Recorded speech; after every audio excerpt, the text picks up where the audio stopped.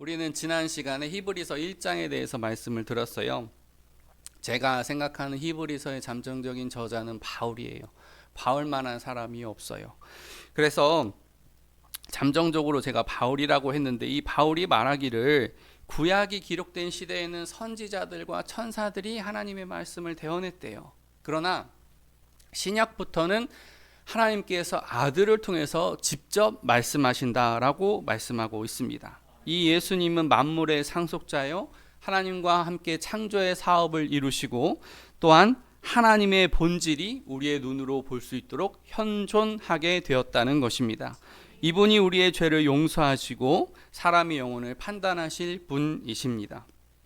그래서 천사들은 바람이나 불 같다고 되어 있어요. 바람이 태풍처럼 강하게 지나가는 것 같고, 산불처럼 나타나서 사람을 어떤 두려움 속에 빠뜨리는, 분명히 있는 것 같지만 바람과 불은 언제나 지나갑니다. 그래서 주인공은 예수님이라는 거예요.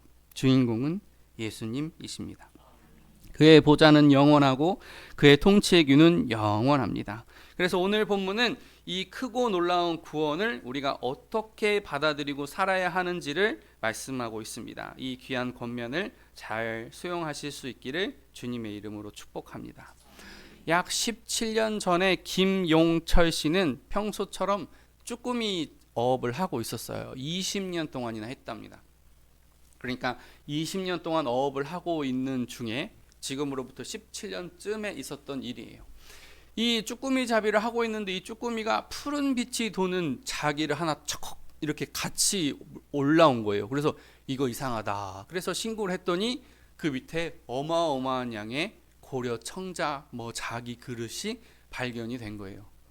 여러분, 돈 없으면 서해 앞바다 한번 가보세요. 쭈꾸미 잡이 가세요. 아무튼 쭈꾸미가 이 사기 그릇, 푸른 빛이 도는 사기 그릇을 하나 탁 잡았단 말이에요. 그런데 이거에 대해서 조사를 계속 해보니까 고려시대 탐진이라는 사람이 80개의 자기를 개경에 있는 대정인수에게 보낸다라고 하는 목간이라고 하는, 우리식으로 하면은 택배 운송, 그 뭐라고 할까요? 택배 운송 스티커? 그게 발견이 된 거예요. 그러니까 배를 통해서 수많은 물건들이 막 왔다 갔다 하고 사람이 편리하고 그런 것도 있지만은, 배라는 것은 때로 사람의 목숨을 위험하게도 할 수 있다는 것이죠. 그런데 오늘 말씀은 이 신앙생활을 바로 항해 중인 배로 묘사를 했어요. 제가 1에서 4절을 다시 읽어보겠습니다. 그러므로 우리는 들은 것에 더욱 유념함으로 우리가 흘러 떠내려가지 않도록 함이 마땅하니라. 천사들을 통하여 하신 말씀이 견고하게 되어 모든 범죄함과 순종하지 아니함이 공정한 보응을 받았거든. 우리가 이같이 큰 구원을 등한히 여기면 어찌 그 보응을 피하리요. 이 구원은 처음에 주로 말씀하신 바요, 들은 자들이 우리에게 확증한 바니, 하나님도 표적들과 기사들과 여러 가지 능력과 및 자기의 뜻을 따라 성령이 나누어 주신 것으로서 그들과 함께 증언하셨느니라.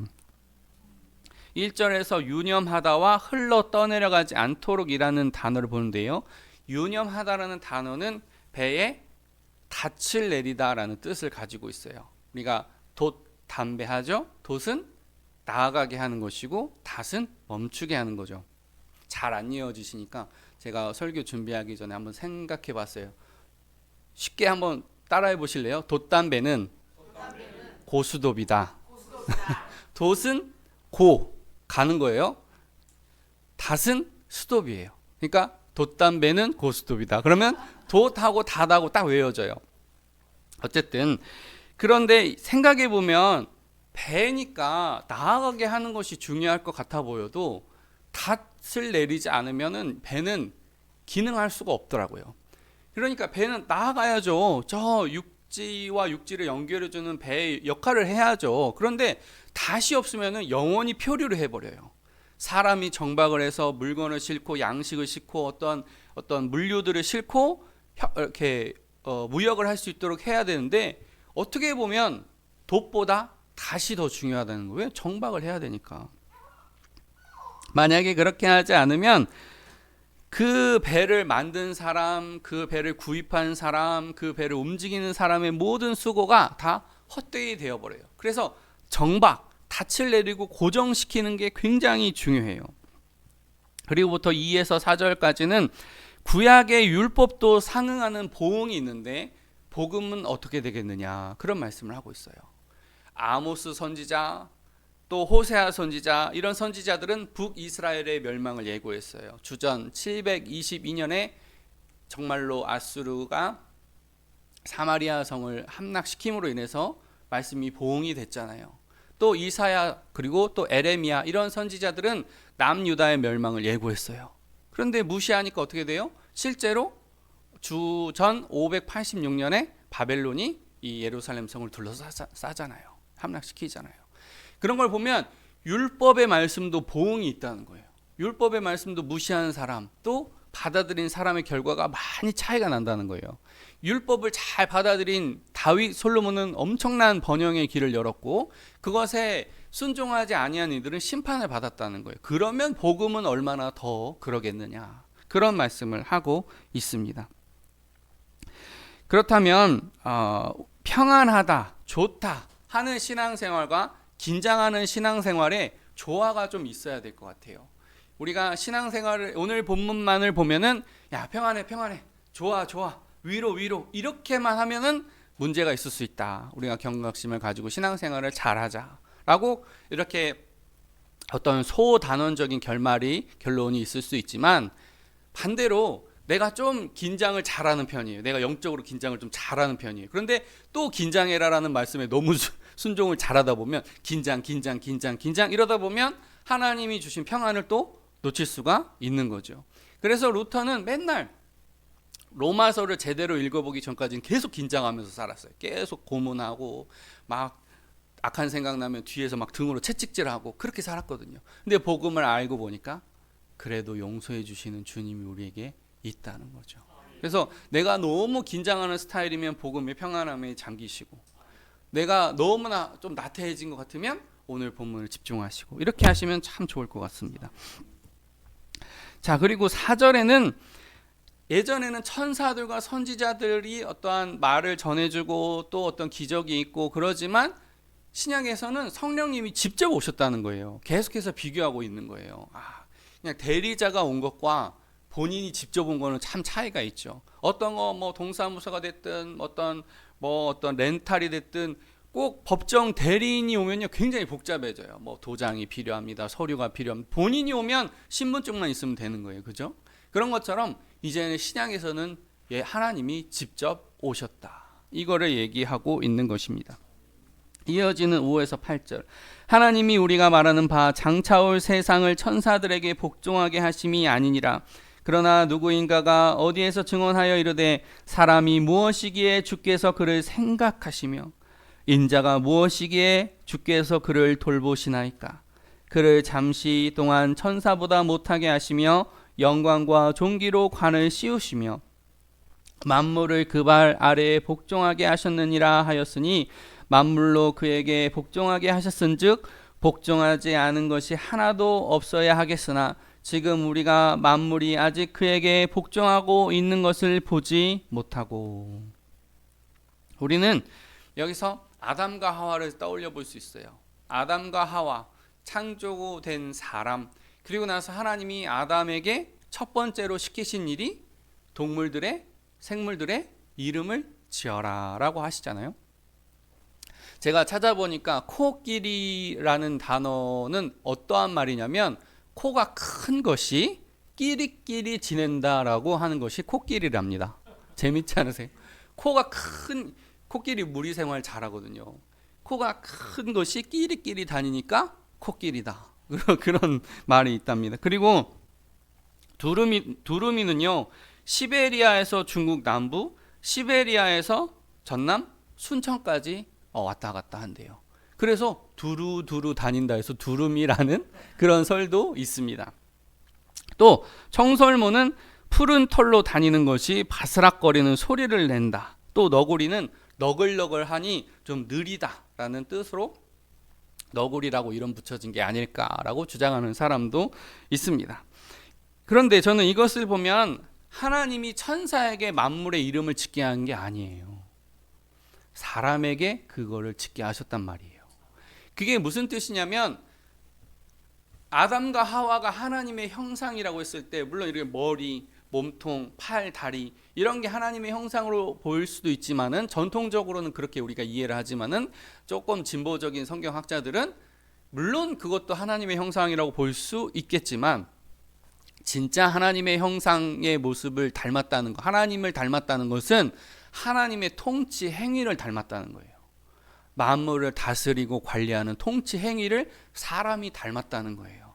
그래서 아담에게 이름을 짓게 하셨다는 것은 천사에게 통치권이 있는 게 아니라 사람에게 통치권이 있다는 거예요. 그래서 사람은 천사보다 그래서 귀한 거예요.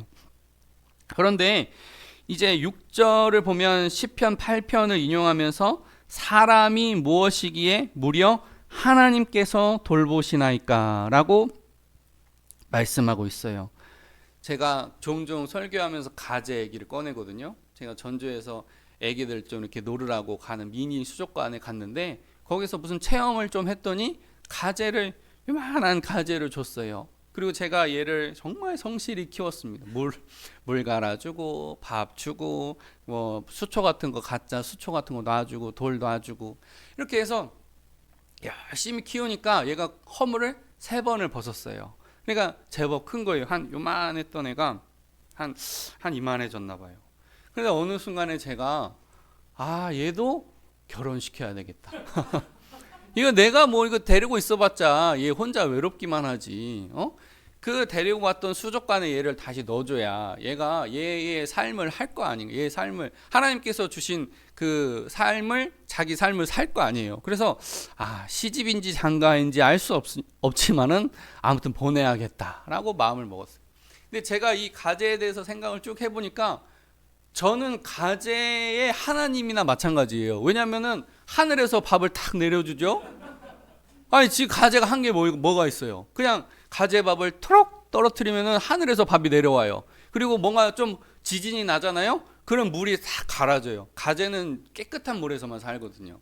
그러니까 거의 제가 이제 가재 아빠인데 이 가재한테 왜 이렇게 물을 자주 갈아주고 막 하루에 한 번, 이틀에 한 번 이렇게 밥 주고 왜 이런 행동을 하나?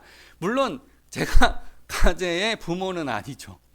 근데 어느 순간 사랑하니까 부모가 되어 있는 거예요. 그래서 거의 부모처럼 막 돌봐주고 있다는 사실을 알았어요.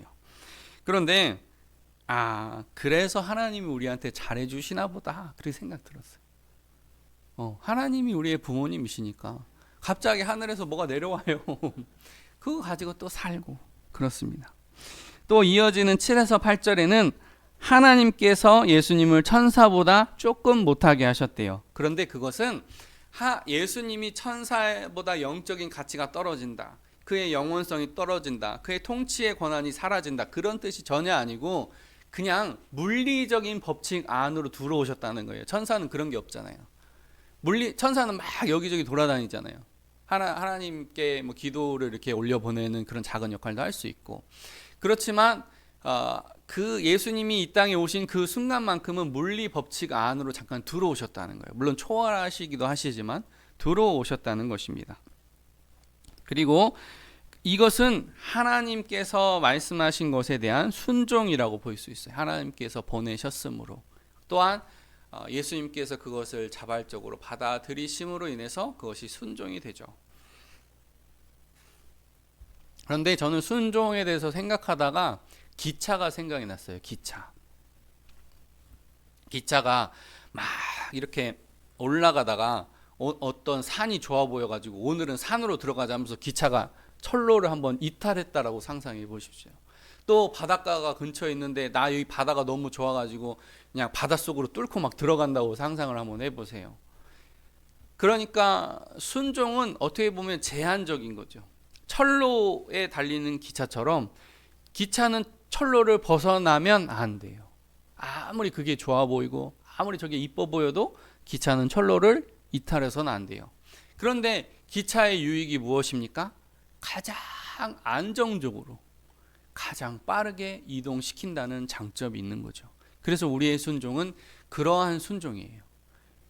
저게 뭐 좋아 보인다고 해서, 저게 뭐가 좀 달콤해 보인다고 해서 막 기웃거리고 철로를 이탈하고, 그게 아니라 철로를 달리는 것이 때로는 지루해 보이고 갑갑해 보여도 그 길이 가장 안전하고 하나님의 영광을 드러내는 길인 줄로 믿습니다. 순종은 그런 힘이 있어요. 이어지는 9에서 11절, 오직 우리가 천사들보다 잠시 동안 못하게 하심을 입은 자 곧 죽음의 고난 받으심으로 말미암아 영광과 존귀로 관을 쓰신 예수를 보니 이를 행하심은 하나님의 은혜로 말미암아 모든 사람을 위하여 죽음을 맛보려 하심이라. 그러므로 만물이 그를 위하고 또한 그로 말미암으니가 많은 아들들을 이끌어 영광에 들어가게 하시는 일에 그들의 구원의 창시자를 고난을 통하여 온전하게 하심이 합당하도다.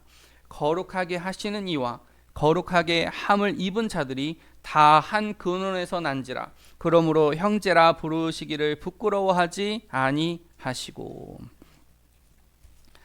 세상의 우상들은 금, 은, 동, 철 이런 것들로 만들어졌어요. 이런 것들이 보통 사람보다 압도적으로 커가지고 왠지 주눅 들게 하고 왠지 좀 경외하게 하고 약간 그런 성질들이 있어요. 그런데 예수님은 우리와 똑같은 모습으로 오셨다.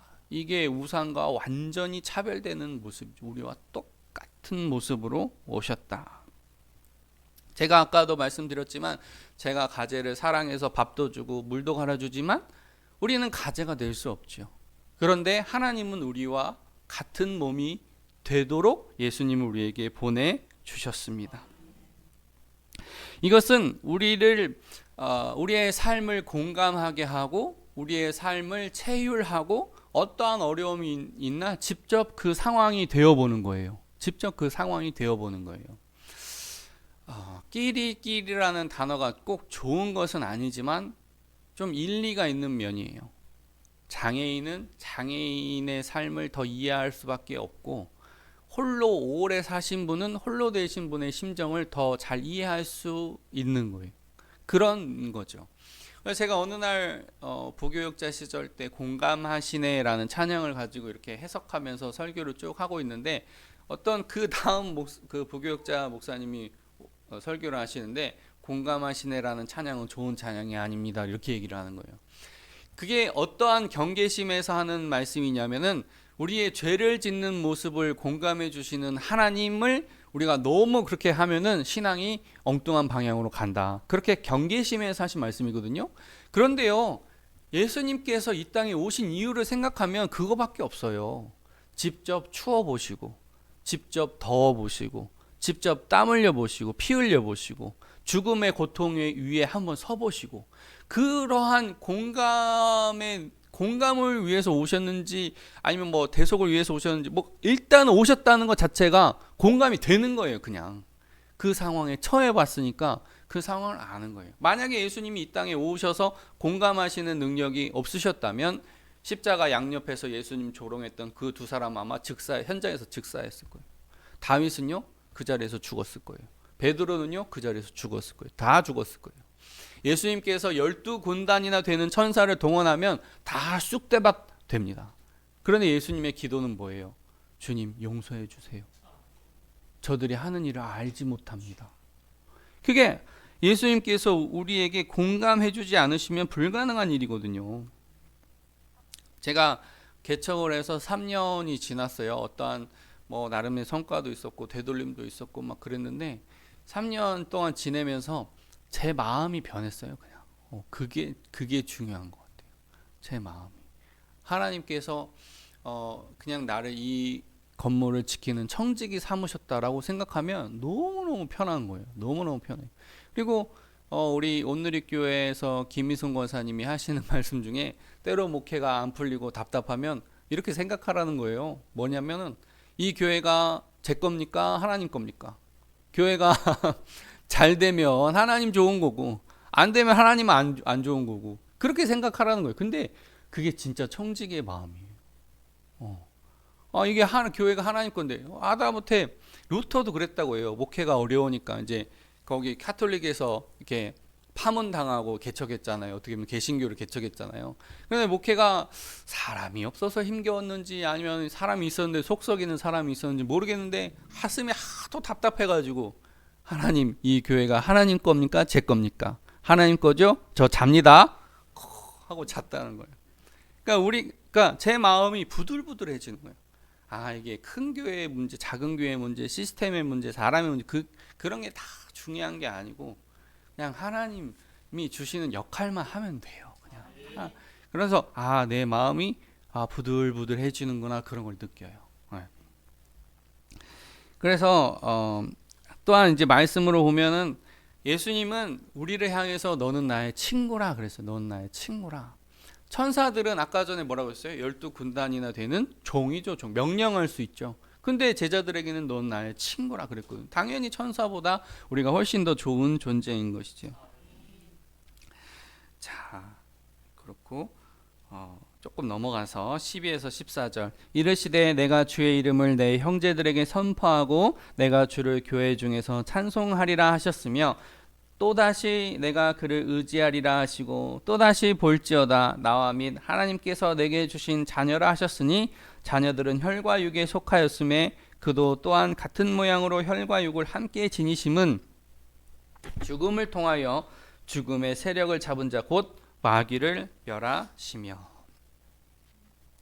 12절은 시편, 13절은 이사야서를 인용하고 있어요. 예배가 있고 찬송이 있고 회복이 있다는 거예요. 제가 이번 주에 뭘 느꼈는데 제가 대구에 다녀올 일이 있었거든요. 대구에. 와, 대구 진짜 멀대요. 대구 진짜 멀어요.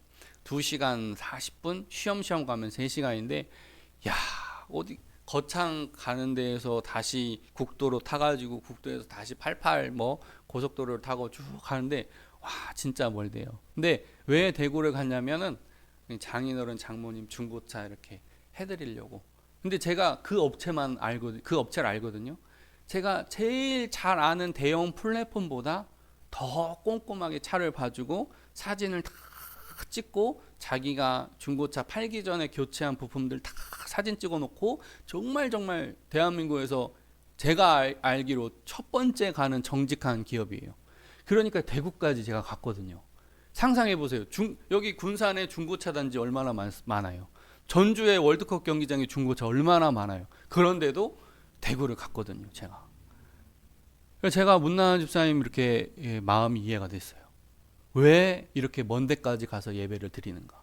첫 번째, 기도 응답이 있든지 말씀의 은혜가 있든지 둘 중에 하나는 되겠다. 그런 생각이 들었어요. 전국에 있는 교회를 다 다녀볼 수는 없어요. 근데 확실히 조금 멀긴 멀어도 거기 가면 뭔가 확실한 게 있으니까 오시는 거죠. 그래서 우리의 신앙생활이